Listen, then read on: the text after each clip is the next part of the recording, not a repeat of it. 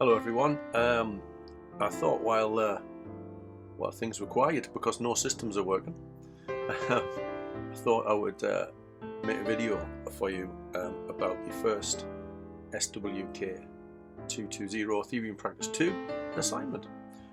So I thought I'd go grab myself a coffee. Me and the dog are going to tell you all about it, although I don't think she's going to tell you very much. So let's have a look at it. It's in the module guide. You can't get to that obviously, but when you can get to that, it's there for you as well. I'm going to share the link to this, which I'll put it on YouTube so it's accessible outside of university systems.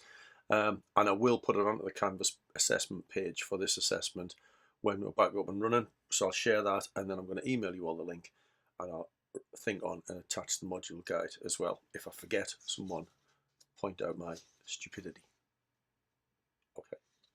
So, to be honest, it's very similar to the Theory and Practice 115 assignment you did last year. So it's similar in some ways. So I'll tell you the task first. The task is this: consider two different theories on which social work draws and explore their implication for understanding service users' experiences and actions. And there's a table which appears in the module guide.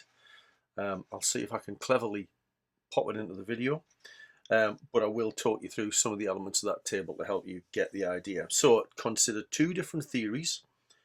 There are three groups of theories: psychological, sociological, and political. You have to pick, your two theories have to be from different columns. So you pick a psychological and a sociological, or a psychological and a political, or a sociological and a political. Yeah, so they can't be from both from the same column. So you pick one from two of those columns. Consider the two different theories and explain their implications for understanding service user experiences.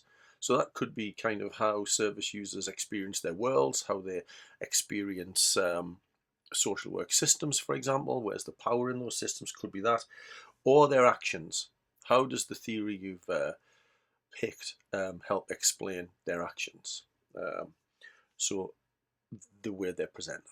Yeah, does that sound all right? So that's what you're going to do. You're going to pick two theories, and that's what you're going to do with the two theories. Okay, 2,500 word assignment. 2,500 word assignment. So by the time you take maybe 500 off for a decent introduction and conclusion, you've got about 1,000 words per theoretical idea. What students have done in the past, I suppose under my advice, is they've given themselves a little scenario to use. Some students prefer just to apply them and talk about the service user position in general, but what students have found helpful is to give themselves a little scenario. You'll have to use up some words to write this scenario into the body of your piece, your assignment, but it literally needs to be something like this. I'll give you a couple of examples. Something like, Mr. So-and-so misuses substances and wants to stop misusing substances. That's probably all you need, yeah? Or Mr. So-and-so is experiencing domestic violence within the household. She feels unable to leave that scenario, and that's it. Yeah, that could be your scenario.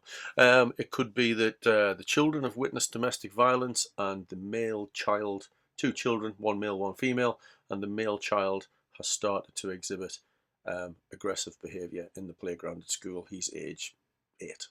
Yeah, so just something like that, just a few lines that you can then hang the kind of theories on, and you can hypothesize about stuff as you're going. So you don't need a massive paragraph case study. You just need a few lines to say, essentially you're saying here, I'm going to talk about the impact of domestic violence on women, or the impact of domestic violence on children who observe it, or I'm going to talk about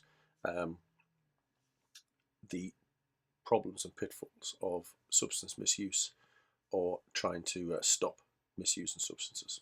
So you're just going to give a little scenario that helps you talk about it. There'll be others, you know, older person living at home who needs to move into extra care, or needs to move into permanent care, and is reluctant to do so. Could be something like that.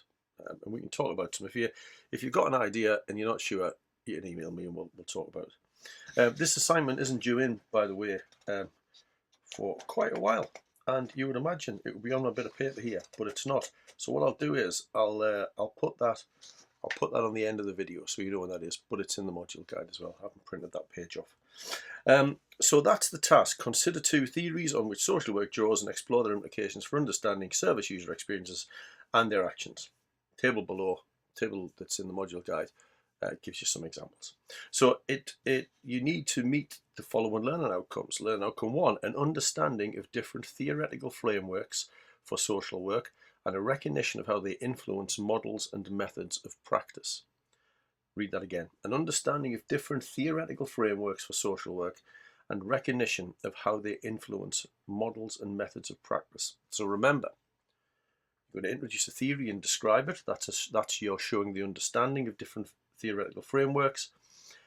You're going to show how the theoretical idea was arrived at and what it was, and then you will apply it to your case study. Show how it informs you about your little couple of line case study.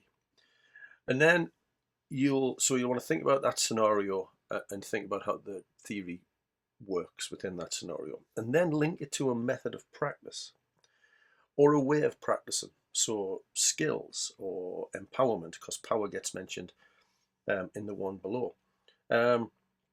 So how does this theoretical idea influence how you would work with somebody, the model, the method which you would use?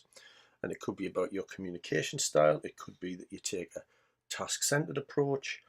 It could be you take a narrative approach to it or whatever. Or it could be that if you were talking about neoliberalism, it could be that you will be driven by performance, possibly timescales and the like. So how does it affect practice? Yeah. And then the next learning outcome you need to deal with is an understanding of social work values and power imbalances and their implications for working with people. Well, power is embedded everywhere. Yeah. If you think of those domestic violence scenarios that we talked about, power is within the relationships. The woman in one of those scenarios I gave you before felt disempowered, couldn't leave. You might find the scenario where the person's trying to give up a particular substance, and maybe he sees the professional as being powerful in terms of how they can help. Maybe the social group that person is part of is powerful, for example. So those kind of things. So power is embedded in everything. So it's embedded in the theoretical ideas. I mean, feminism is about women being oppressed by men, isn't it? Among other things. Social learning theory is feeling as though you can't overturn the ways you behave. So it's almost a fait accompli, isn't it? So how do you generate power to overcome that? Because the situation you've observed is causing is holding a power over you, I suppose. And then we've talked social constructionism, for example. So power is in language, the ideas we use, the ideas, how the ideas are constructed. So there's power throughout everything. And then also learn outcome 4, the ability to understand and apply theoretical ideas to social work practice. Well, that's the whole assignment. Essentially, that's what you're doing. That's what the assignment is all about. And then the usual 2 about the ability to present clear, coherent material with an appropriate standard of literacy and the ability to use sufficient and relevant research at this level and to acknowledge sources within the prescribed reference and system, which, as you know, is Harvard. And I would expect in this to see maybe some research being pulled into this, some journal articles being pulled into this that think about how we work with particular service user groups that you're talking about. Okay, so go over that very quickly again. Overview. You're going to take 2 different theories. You can give yourself a little scenario, a few lines, a few sentences to apply it to.